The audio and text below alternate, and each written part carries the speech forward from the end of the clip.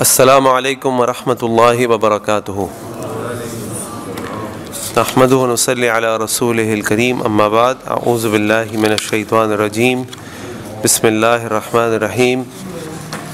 النار یعرضون علیہ غدوا وعشیا ویوم تقوم الساعة ادخلوا آل فرعون اشد العذاب۔ رب اشرح لی صدری ویسر لی امری واحلل عقدۃ من لسانی یفقہوا قولی۔ سبحانک لا علم لنا الا ما علمتنا انک انت العلیم الحکیم۔ اللہم ارنا الحق حقا وارزقنا اتباعہ وارنا الباطل باطلا وارزقنا اجتنابہ، آمین یا رب العالمین۔ نبی کریم صلی اللہ علیہ وسلم کے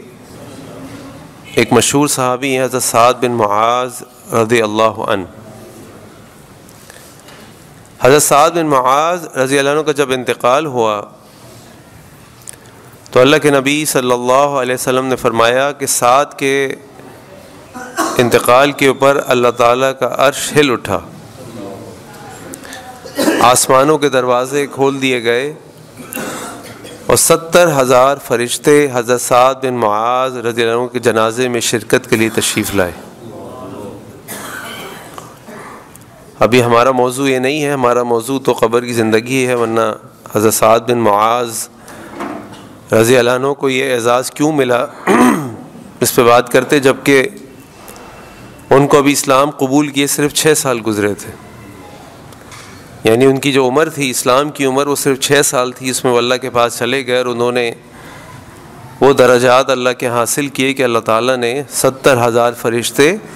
ان کے جنازے میں شرکت کے لیے بھیجے۔ اللہ کے نبی صلی اللہ علیہ وسلم نے فرمایا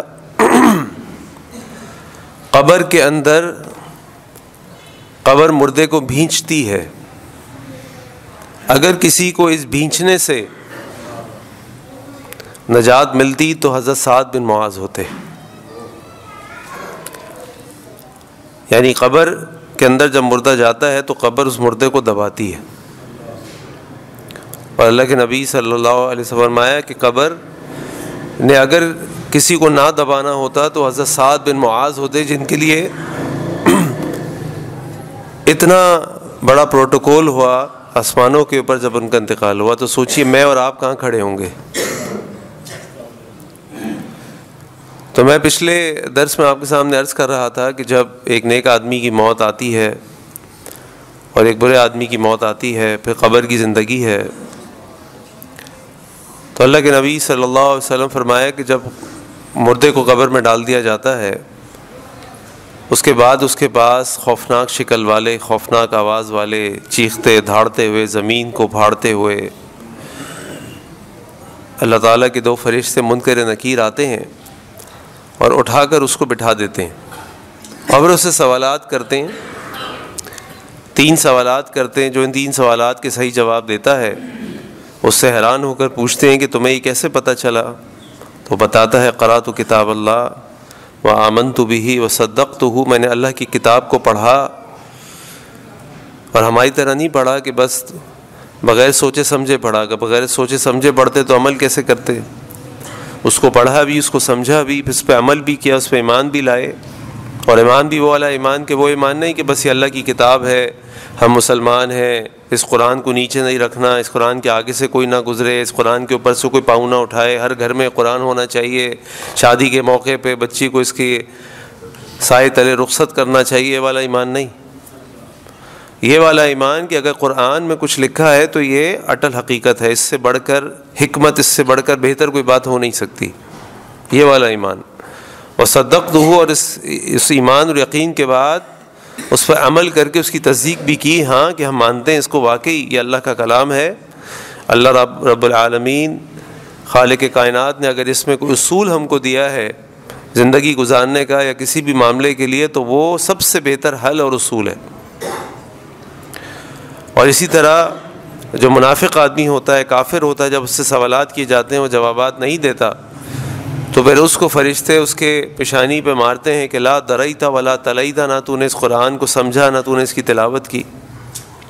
اور پھر اللہ کے نبی صلی اللہ علیہ وسلم فرماتے ہیں کہ جو نیک آدمی ہوتا ہے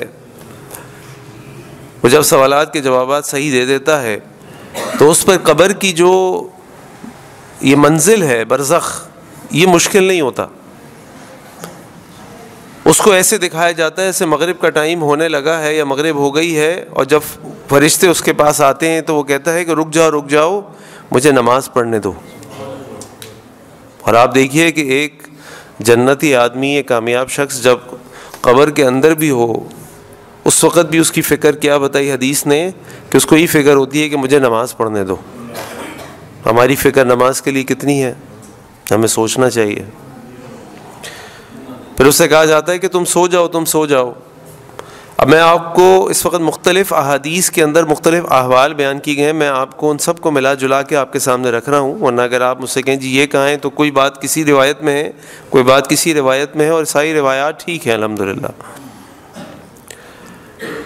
اور جب وہ سوالات کے جوابات صحیح دے دیتا ہے تو اس کو جہنم کی کھڑکی کھول کے دکھائی جاتی ہے، اور کہا جاتا ہے کہ یہ وہ جہنم ہے جس سے اللہ نے تم کو بچا لیا، اور پھر اس کے لیے جنت کی کھڑکی کھول دی جاتی ہے۔ روایت میں آتا ہے اس کے لیے جنت سے بستر لایا جاتا ہے، اس کے لیے جنت سے لباس لایا جاتا ہے، اس کو جنت میں اس کا گھر دکھایا جاتا ہے، اس کے لیے جنت کی نعمتیں آتی ہیں۔ اس کے بعد ایک خوبصورت شخص آتا ہے، بولتا ہے تم کون ہو، اور وہ شخص کہتا ہے کہ میں تمہارے نیک اعمال ہوں۔ اس کی قبر 70 ہاتھ جتنی کھول دی جاتی ہے، ہوتی تو اتنی سی ہے بظاہر ہمارے اعتبار سے، قبر 2 فٹ 3 فٹ چوڑی ہوتی ہے، زیادہ کیا چوڑی ہوتی ہے، لیکن اللہ کے نبی نے فرمایا صلی اللہ علیہ وسلم کہ جنتی آدمی کی قبر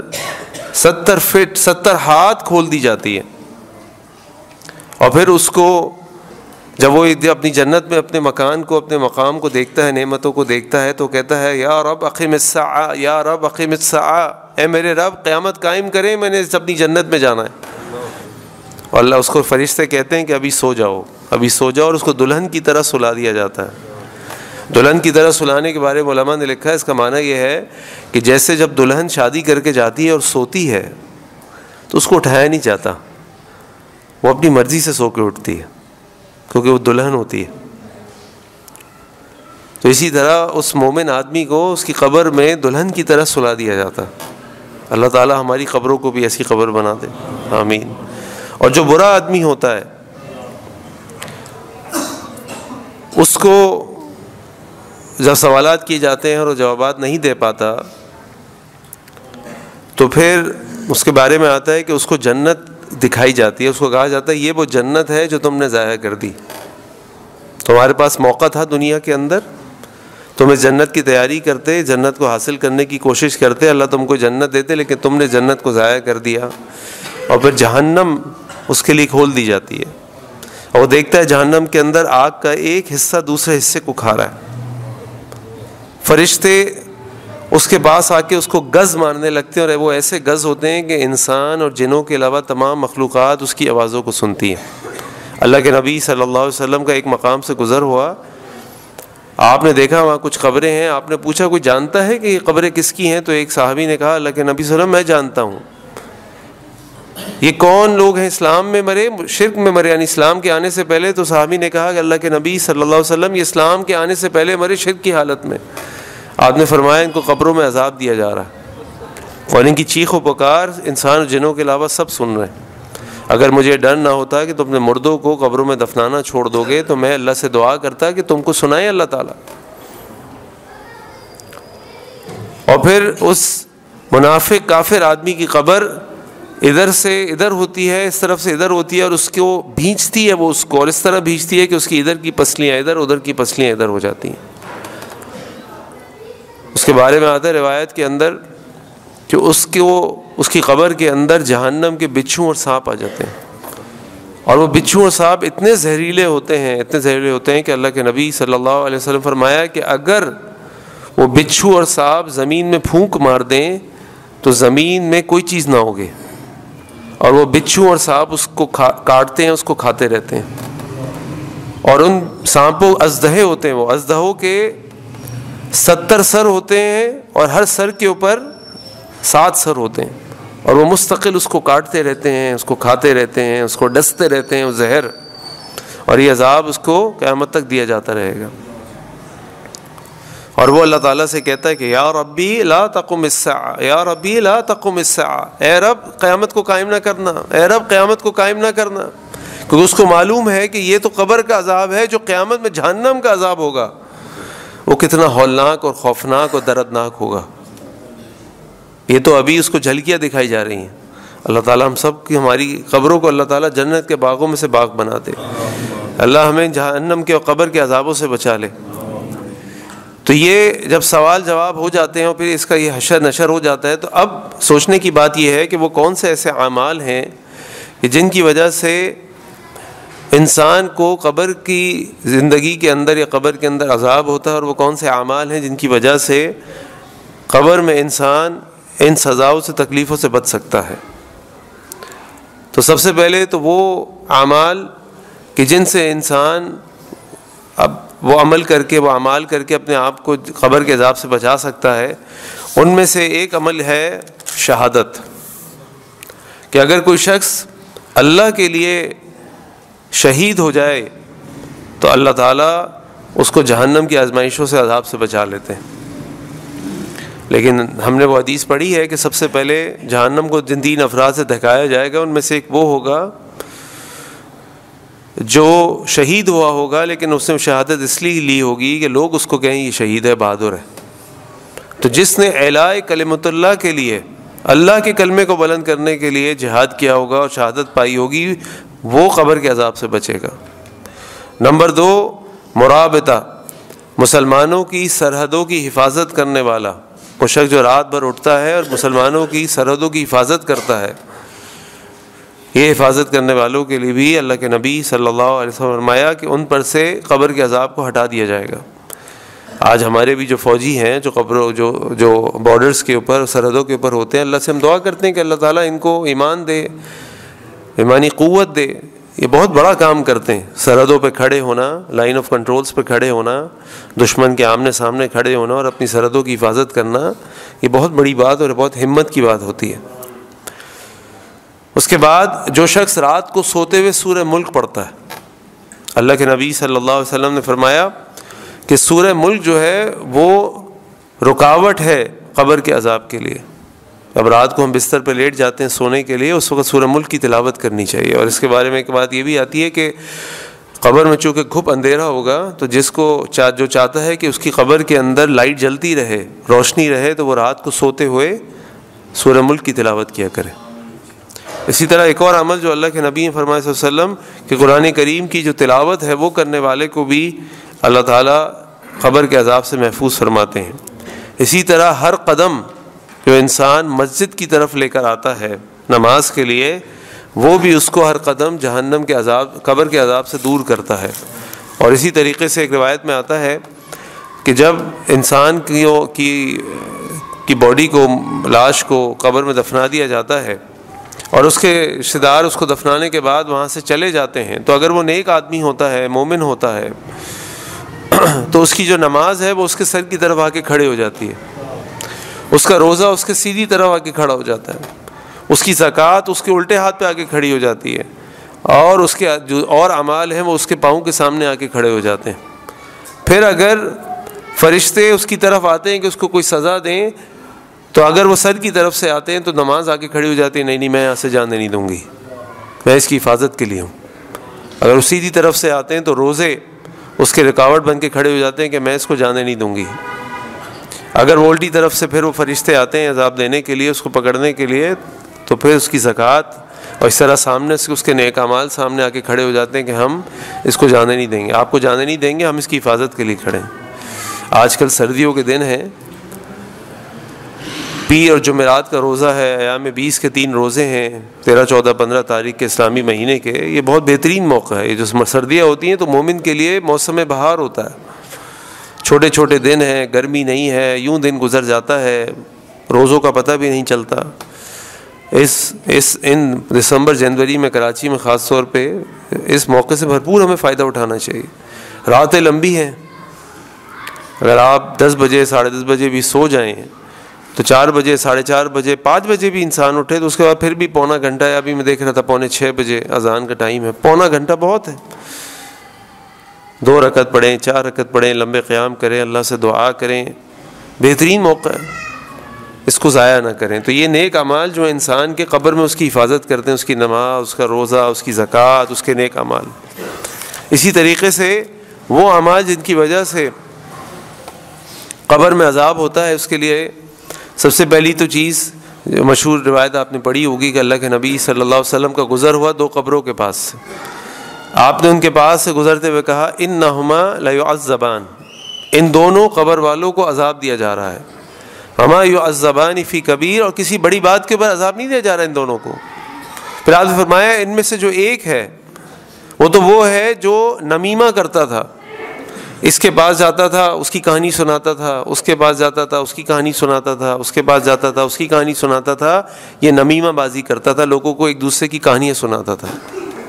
اس لیے اس کو عذاب دیا جا رہا ہے۔ یعنی کہانیاں سنانے والے، ادھر کی ادھر کرنے والے، یہ قبر میں عذاب کے مستحق ہوں گے۔ اور دوسرا شخص وہ کہ جو جب پیشاب کرتا تھا تو اپنے آپ کو پیشاب کی چھینٹوں سے نہیں بچاتا تھا، بے احتیاطی کرتا تھا، خیال نہیں کرتا تھا، اور بس اپنی جو پیشاب کی چھینٹیں ہیں اس کے بارے میں بے احتیاط ہوتا تھا، تو اللہ کے نبی صلی اللہ علیہ وسلم فرمایا کہ ان دونوں کو ان کی قبروں میں عذاب دیا جا رہا ہے۔ تو یہ 2 اعمال ایسے ہیں جن کی وجہ سے قبر میں عذاب دیا جاتا ہے۔ پھر ایک اور عمل ایسا ہے غلول،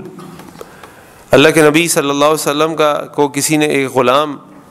مدعم کر کے تحفے میں دیا، تو ایک دن کیا ہوا کہ مدعم اللہ کے نبی صلی اللہ علیہ وسلم کے لیے کوئی چیز لا رہا تھا، ایک تیر آیا، اس تیر نے آ کے اس کو مار دیا۔ صحابہ نے کہا کہ دیکھو کتنا خوش نصیب ہے شخص، یہ تو جنتی ہے، جنت اس کی ہوئی۔ اللہ کے نبی فرمائے صلی اللہ علیہ وسلم اس ذات کی قسم جس کے ہاتھ میں میری جان ہے، اس نے ایک چادر مال غنیمت میں سے چرائی تھی، میں دیکھ رہا ہوں کہ وہ چادر آگ بن کے اس کو لپیٹی ہوئی ہے اس کے اوپر۔ اور یہ اشارہ ہے کہ جب بھی کسی کو کسی مال کے لیے امانت دار بنایا جائے، ایک تو میرا مال ہے نا، میری مرضی، میں مال کو غلط خرچ کروں گا، غلط کماؤں گا، اللہ کو جواب دینا ہوگا۔ ایک مال پبلک کا مال ہے، پبلک کا مال،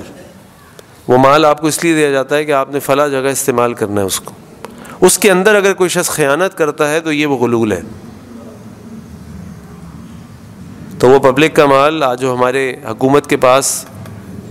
جو خزانے ہوتے ہیں، جو ٹیکس جمع کرتے ہیں، جو چیزیں جمع محصولات ہوتے ہیں، یہ ساری چیزیں یہ ان کے پاس امانت ہے، یہ ان کا مال نہیں ہے۔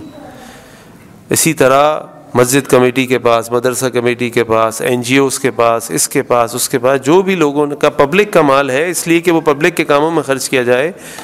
اس پہ بڑی ہی زیادہ فکر کرنے کی ضرورت ہے کہ وہ مال کہیں غلط خرچ نہ ہو جائے، اس کا حساب کتاب پراپر ہو۔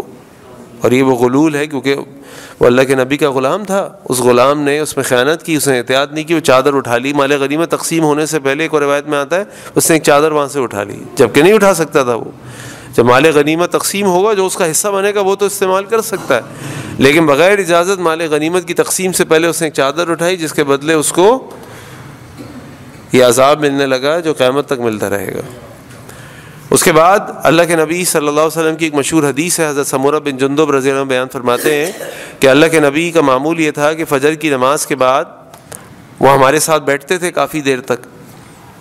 تو صحابہ آتے اور اپنے خواب بیان کرتے، اللہ کے نبی صلی اللہ علیہ وسلم ان خواب کی تعبیر بیان کرتے ان کو کہ اس کی تعبیر کیا ہے۔ تو ایک دن اللہ کے نبی صلی اللہ علیہ وسلم نے فرمایا کہ میں نے ایک خواب دیکھا ہے، اور پھر آپ نے اپنا خواب صحابہ کو سنایا کہ میں نے دیکھا کہ میرے پاس 2 بڑے ہی کریم قسم کے لوگ آئے اور آ کے انہوں نے مجھے کہا آپ ہمارے ساتھ چلیے۔ وہ مجھے ایک جگہ لے کر میں نے دیکھا کہ وہاں پر ایک شخص جو ہے وہ زمین پر لیٹا ہوا ہے، اور ایک شخص جو ہے اس کے ہاتھ میں ایک، اس کو کیا کہتے ہیں جو جس سے گھاس کو، زمین کو جب کھودتے ہیں گھاس کے لیے، جس کا آگے سے یوں منہ بنا ہوتا ہے، کیا کہتے ہیں اس کو؟ دانتری، کھرپا، دانتری، کوئی بھی اس طرح کی چیز۔ تو اللہ کے نبی فرماتے ہیں صلی اللہ علیہ وسلم کہ میں نے دیکھا کہ اس دانتری سے وہ اس شخص کو جو لیٹا ہوا ایک آدمی اس کے سر پہ کھڑا ہے، اس کے کلوں کے اندر وہ دانتری ڈالتا اور کلوں کو چیرتا ہوا گدی تک لے آتا۔ اس کے بعد جب وہ گدی تک آ جاتا، ظاہری بات ہے وہ انسان چیخے گا، چلائے گا، تکلیف سے روئے گا۔ اس کے بعد وہ دوسری طرف آتا، دوسری طرف کے گال کو کھینچ کے گدی تک لے آتا۔ جب وہ واپس آتا تو یہ والا گال پھر صحیح ہو جاتا اور پھر وہ اس کے ساتھ یہ کرتا اور یہ عمل وہ مستقل کرتا رہتا۔ میں نے ان دونوں سے پوچھا یہ کیا معاملہ ہے، یہ کیا ماجرا ہے؟ اور ان دونوں حضرات نے مجھ سے کہا کہ آپ ہمارے ساتھ ابھی آگے چلیے۔ میں ان کے ساتھ اور آگے چلا گیا۔ میں نے دیکھا اسی طرح ایک شخص لیٹا ہوا ہے اور ایک شخص کے سر پہ کھڑا ہوا ہے، اس کے ہاتھ میں ایک بڑا سا پتھر ہے، وہ اس پتھر کو اس کے سر پہ زور سے مارتا ہے، اس کا سر کچل کے کیما ہو جاتا ہے، چورا چورا۔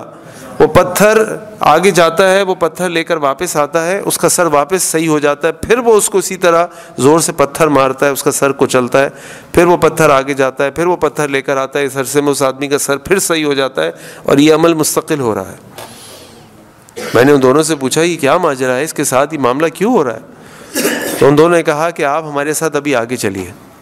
چلتے رہیے۔ میں ان کے ساتھ اور آگے گیا، میں نے دیکھا کہ ایک زمین میں گڑھا ہے جو تنور کی طرح ہے، اوپر سے تنگ ہے، نیچے سے کھلا ہے، اور اس میں نیچے سے آگ نکل رہی ہے، اور کچھ برہنہ مرد اور عورتیں اس کے اندر موجود ہیں۔ وہ آگ بڑھتی بڑھتی بڑھتی اور پھر وہ بچنے کی کوشش کرتے اور وہ آگ ان کو لپیٹ کے واپس کھینچ لیتی اور وہ چیختے چلاتے رہتے۔ میں نے کہا یہ کیا ہو رہا ہے ان کے ساتھ؟ اور ان دونوں فرشتوں نے مجھ سے کہا، دونوں حضرات نے، آپ ہمارے ساتھ ابھی آگے چلیے۔ میں ان کے ساتھ اور آگے گیا اور میں نے دیکھا کہ ایک خون کا تالاب ہے، اس تالاب کے اندر ایک شخص ہے، وہ شخص باہر نکلنے کی طرف آتا ہے اور ایک شخص وہاں پہ کھڑا ہے کنارے پہ، وہ اس کو مارتا ہے، پتھر مارتا ہے اور وہ واپس پھر آگے چلا جاتا ہے۔ میں نے پوچھا یہ کیا معاملہ ہے؟ تو ان دونوں نے مجھ سے کہا ابھی آپ چلتے رہیے۔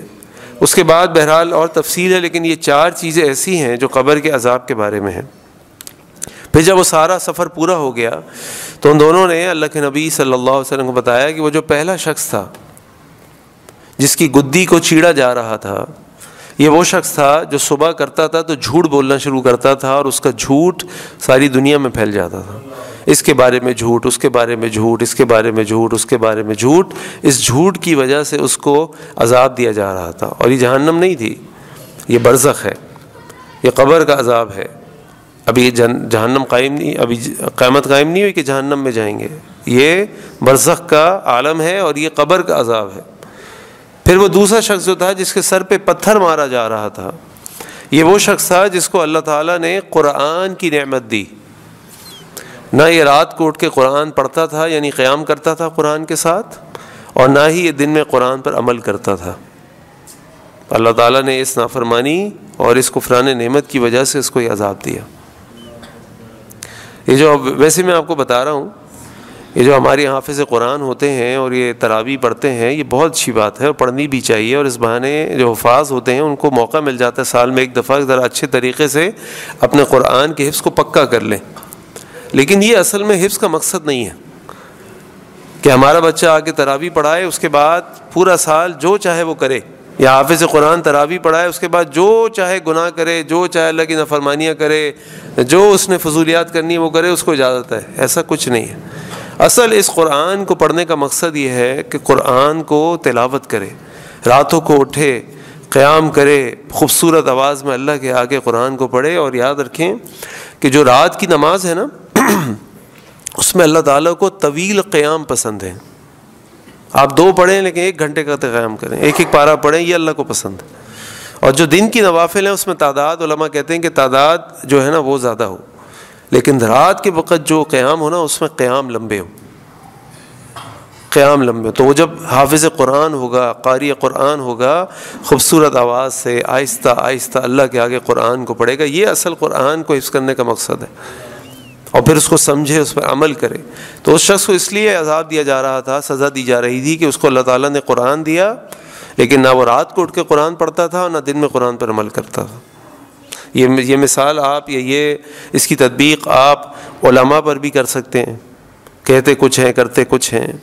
اس کی تطبیق آپ عام انسان پہ بھی کر سکتے ہیں کہ ہم سب کو اللہ تعالیٰ نے قرآن کی دولت دی، قرآن ہمارے گھروں میں، ہماری مسجدوں میں، ہمارے سامنے ہے، لیکن ہم قرآن کو جانتے ہیں، مانتے ہیں، لیکن عمل نہیں کرتے۔ اللہ تعالیٰ ہمیں عذاب قبر سے بچائے۔ وہ تیسرا جو اللہ کے نبی صلی اللہ علیہ وسلم منظر دیکھا کہ تنور کے اندر برہنہ مرد اور عورتیں ہیں، ان کے بارے میں ان دونوں فرشتوں نے بتایا کہ وہ مرد اور عورتیں ہیں جو زنا کرتے تھے، یہ زنا کرتے تھے، ان کو اللہ تعالیٰ عذاب دے رہے ہیں،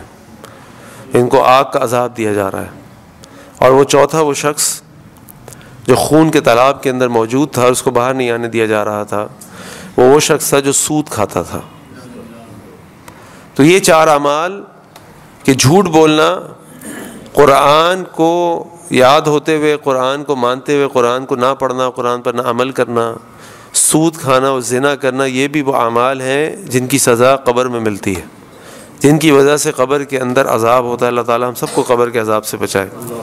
اسی طرح اللہ کے نبی صلی اللہ علیہ وسلم نے فرمایا کہ ایک وہ شخص جو تکبر کرتے ہوئے اپنے کپڑے کو لٹکاتا ہے، اس کو بھی قبر میں عذاب ہوگا۔ اسی طرح اللہ کے نبی فرمائے صلی اللہ علیہ وسلم کہ اگر کسی کے اوپر کوئی قرض ہے اور وہ قرض ادا کیے بغیر دنیا سے چلا جاتا ہے، تو جب تک وہ قرض ادا نہیں ہوگا اس کی روح جو ہے وہ قید کر دی جائے گی، اس کو نجات نہیں ملے گی، اور وہ قرض ادا کرنا ضروری ہے۔ اور اسی طریقے سے مردوں کو اس لیے بھی عذاب دیا جاتا ہے کہ ان کے جو لوایقین ہیں اس کی مننے پہ روتے ہیں، نوحہ کرتے ہیں، بین کرتے ہیں۔ اگر تو وہ دنیا میں اس کام کو منع کرنے والا ہوگا، اسے بچنے والا ہوگا، اور اس کے لوایقین پھر بھی یہ کرتے ہوں گے، تو وہ انشاءاللہ بری و ذمہ ہوگا۔ لیکن اگر وہ خود نوح اور ماتم کرنے والا ہو اور پھر اس کے لوایقین بھی یہ کریں، تو ظاہری بات ہے کہ اگر وہ کوئی گناہ کا کام کر رہا ہے اور کرتے ہوئے چلا گیا، تو اس کے پیچھے جو اس کے لوایقین وہ کام کر رہے ہوں گے، تو اس کی سزا اس کو بھی ملے گی۔ اس کے علاوہ بھی کچھ اور اعمال احادیث میں ملتے ہیں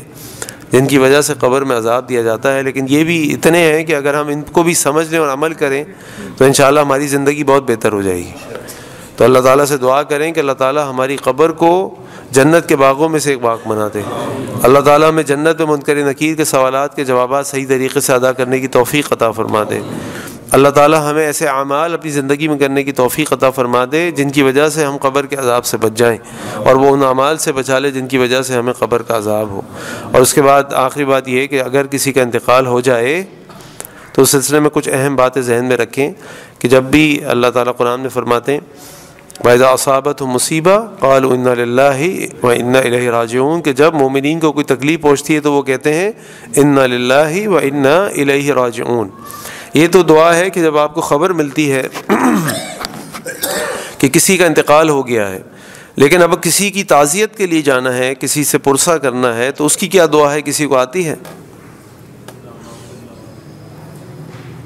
جی چچا، یہ تو آپ اللہ سے دعا کر رہے ہیں، اللہ اس کو بخش دے، اور اس کے سامنے بھی کر لیں تاکہ اس کو بھی یقین ہو جائے کہ آپ واقعی دعا کر رہے ہیں، کھانا کھانے نہیں آئے ہوئے۔ لیکن اس کی ایک اور دعا ہے، یہ ہمیں یاد ہونی چاہیے، اِنَّ لِلَّهِ مَا أَخَذَ وَلَهُ مَا آتَى وَكُلُّ شَيْءٍ عِندَهُ بِأَجَلٍ مُّسَمًّى فَلْتَصْبِرْ وَلْتَحْتَسِبْ۔